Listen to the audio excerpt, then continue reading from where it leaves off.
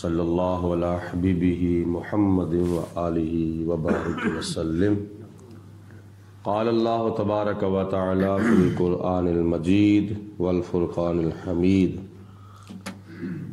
سورۃ کہف کی آیت نمبر 78 اور اس کے آگے چند آیات بینات میں اللہ پاک نے حضرت سیدنا خضر علیہ السلام کے 3 کاموں کی حقیقت بیان فرمائی ہے، جن کاموں پر حضرت موسیٰ علیہ السلام نے آپ کو روکا اور ٹوکا تھا۔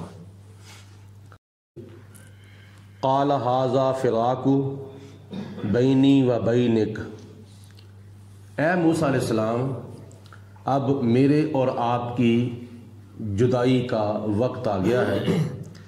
سأنبئک بتأویلی، آپ جائیں، لیکن جانے سے پہلے میں آپ کو یہ بتا دوں ان کاموں کی حقیقت کے بارے میں، ما لم تستطع علیہ صبرا، جن کو دیکھ کر آپ صبر نہیں کر سکے، فوری مجھے روک دیا اور ٹوک دیا۔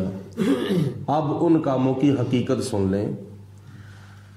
اما السفینۃ، وہ جو کشتی تھی جس کا پھٹا میں نے توڑا تھا، اور پھٹا توڑنے کے باوجود سمندر کا پانی جو تھا وہ کشتی کے اندر داخل نہیں ہوا تھا، یہ معجزہ تھا حضرت خضر علیہ السلام کا، ورنہ کشتی کے اندر سوراخ ہو جائے تو پانی تو رکتا ہی نہیں ہے، اور پانی اندر آ جائے تو کشتی ڈوب جاتی ہے۔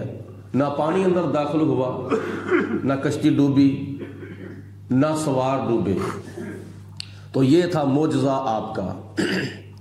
وہ جو کشتی تھی فکانت لمساکین، وہ چند غریب لوگوں کی تھی، چند مسکینوں کی تھی، یعملون فی البحر، جو سمندر میں کام کرتے تھے، یعنی اپنی روزی کماتے تھے، رزق حلال کماتے تھے۔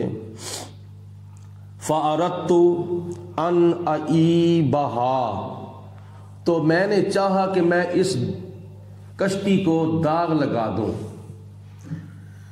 اس کی وجہ وَكَانَ وَرَاءَهُمْ مَالِكٌ، سمندر کے کنارے پر میں نے دیکھا کہ ایک بادشاہ کھڑا ہے جو کہ ظالم بادشاہ تھا، اور وہ کسی کی صحیح سالم کشتی ہوتی تھی تو وہ چھین لیتا تھا۔ میں نے چاہا کہ اگر بادشاہ نے ان سے کشتی چھین لی تو یہ بیچارے کیا کریں گے، یہ تو اپنے بیوی بچوں کے لیے رزق حلال کماتے ہیں، اگر یہ سلامت رہی اور سالم لگی تو پھر وہ بادشاہ ان سے کشتی چھین لے گا، تو لہٰذا میں نے اس کو داغ لگا دیا تاکہ بادشاہ سے ان کی کشتی جو ہے وہ محفوظ رہے۔ یاخذ کل سفینۃ غصبا، وہ بادشاہ ان سے کشتی چھین لے گا، تو لہٰذا میں نے اس کا پھٹا توڑ دیا تاکہ بادشاہ سے کشتی بچ جائے۔ یہ تھی حقیقت کشتی کا پھٹا توڑنے کی۔ اور اس سے ایک بات معلوم یہ ہوئی کہ حضرت سیدنا خضر علیہ السلام کو آنے والے وقت کا اللہ پاک نے علم عطا فرمایا تھا کہ آنے والے وقت میں کیا ہونا ہے۔ اور دوسری بات یہ معلوم ہوئی کہ کسی غریب کے مال کی حفاظت کرنی چاہیے اور اس کا تحفظ کرنا چاہیے، کہیں ان کے ہاتھوں سے مال کوئی چھین نہ لے، اور یہ غریبوں کے ساتھ ہیلپ ہے۔ وَأَمَّا الْغُلَامُ، اور وہ جو لڑکا تھا میدان کے اندر جو بچوں کے ساتھ کھیل رہا تھا، جس کو میں نے قتل کر دیا تھا، اس کی وجہ یہ تھی فَكَانَ أَبَوَاهُ مُؤْمِنَيْنِ، اور ان کے جو ماں باپ تھے وہ مومن تھے، نیک تھے، صالح تھے۔ فَخَشِينَا، تو ہمیں خدشہ ہوا، ہمیں ڈر ہوا،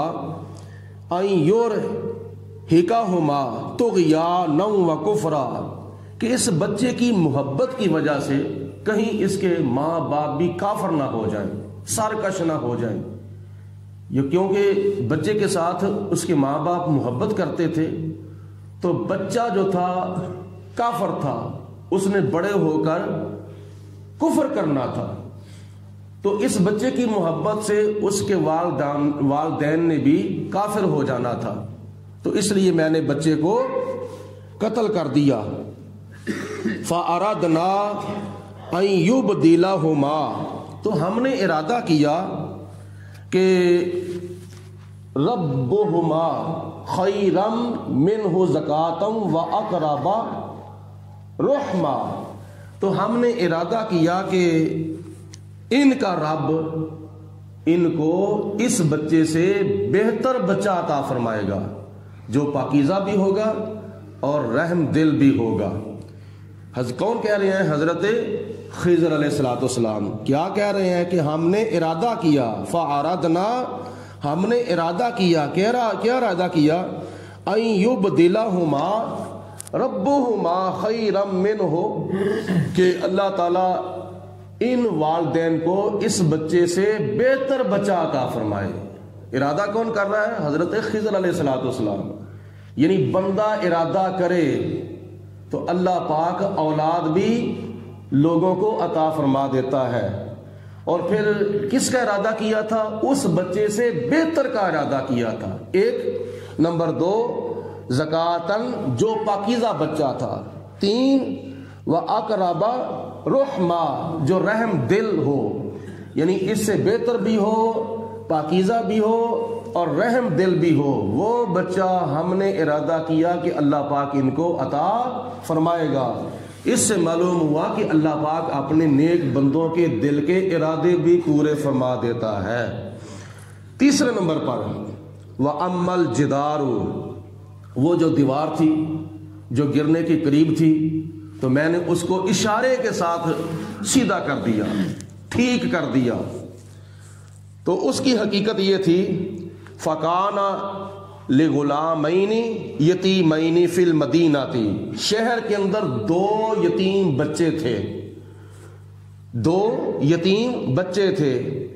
یہ دیوار ان کی تھی، اور اس دیوار کے نیچے کیا تھا؟ وَكَانَ تَحْتُهُ كَنْزٌ لَهُمَا، اس دیوار کے نیچے ان بچوں کا خزانہ تھا۔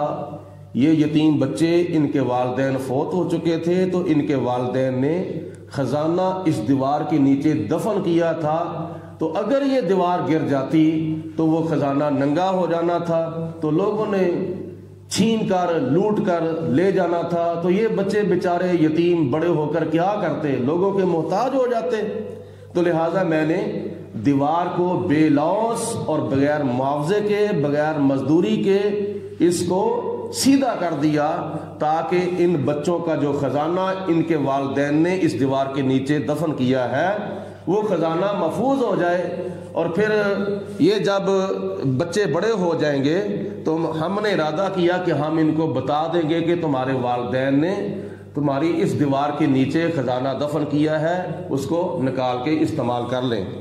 وَكَانَ أَبُوهُمَا صَالِحًا، اور ان کا باپ جو تھا وہ نیک تھا، یعنی ان یتیم بچوں کا جو باپ تھا وہ بہت ہی نیک تھا۔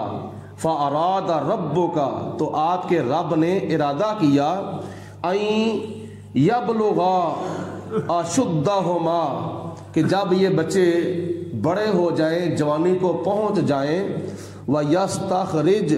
وَيَسْتَخْرِجَا كَنْزَهُمَا رَحْمَةً مِّن رَبِّكَ، تو یہ اپنے رب کی رحمت سے وہ خزانہ بڑے ہو کر نکال لیں۔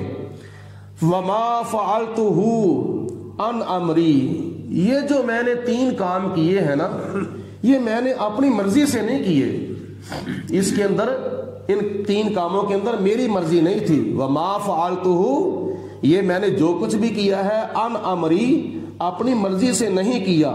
ذَلِكَ تَعْوِيلُ، ان کاموں کی یہ حقیقت ہے، مَا لَمْ تَسْتَطِعْ علیہ صبرا، جن کاموں کے اوپر آپ صبر نہیں کر سکے، فوری مجھ پر اعتراض کر دیا۔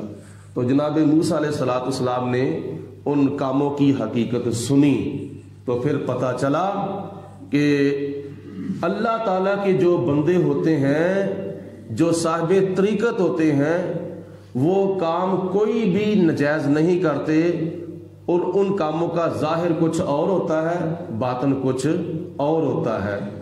تو ان کاموں سے ہمیں کیا سبق ملتا ہے؟ غریبوں کے مال کا تحفظ کرنا چاہیے، اور کسی کا ایمان بھی بچانا چاہیے۔ جو دوسرا کام کیا ہے نا حضرت خضر علیہ السلام نے، اس بچے کو جو قتل کیا تھا، اس بچے کے والدین کے ایمان کو آپ نے بچایا تھا۔ تو کسی کے ایمان کا تحفظ کرنا یہ بھی بہت بڑی نیکی ہے، اور یہ بھی بہت بڑی امداد ہے۔ تو اسی طرح تیسرا جو کام ہے، اس کام کی حقیقت بھی یہی ہے کہ غریبوں کے مال کا تحفظ کرنا چاہیے، تاکہ کوئی چور، کوئی لٹیرا، کوئی ڈاکو ان کے مالوں کو ضائع نہ کر دے۔ یعنی جان کا بھی تحفظ کرنا چاہیے، کسی کی مال کا بھی تحفظ کرنا چاہیے۔ اللہ پاک ہم سب کو عمل کرنے کی توفیق عطا فرمائے۔ ماہ رجب المرجب اپنی منزل کی طرف رواں دواں ہے۔ یہ غالباً چوتھا جمعۃ المبارک ہے ماہ رجب المرجب کا، جس کے خطبہ جمعہ کے اندر آج انشاءاللہ تعالی واقعہ معراج کا کچھ حصہ بیان کیا جائے گا، اور اس کے ضمن کے اندر نبی پاک علیہ الصلوۃ والسلام نے سیر کرتے ہوئے جن مجرم قوموں کا مشاہدہ فرمایا تھا، وہ مجرم قوموں کا جو انجام ہے وہ بیان کیا جائے گا۔ تو اس کے بعد 28 فروری 26 رجب المرجب بروز سوموار معراج شریف کی رات آ رہی ہے، سوموار کو، جس رات کے بابرکت لمحات میں اللہ پاک نے ہمارے پیارے آقا مولا ملجا و ماوا آخری نبی آخری رسول حضرت محمد مصطفیٰ صلی اللہ علیہ وآلہ وسلم کو معجزائے معراج کے ساتھ سرفراز فرمایا تھا۔ وہ معراج کی رات آ رہی ہے سوموار کو۔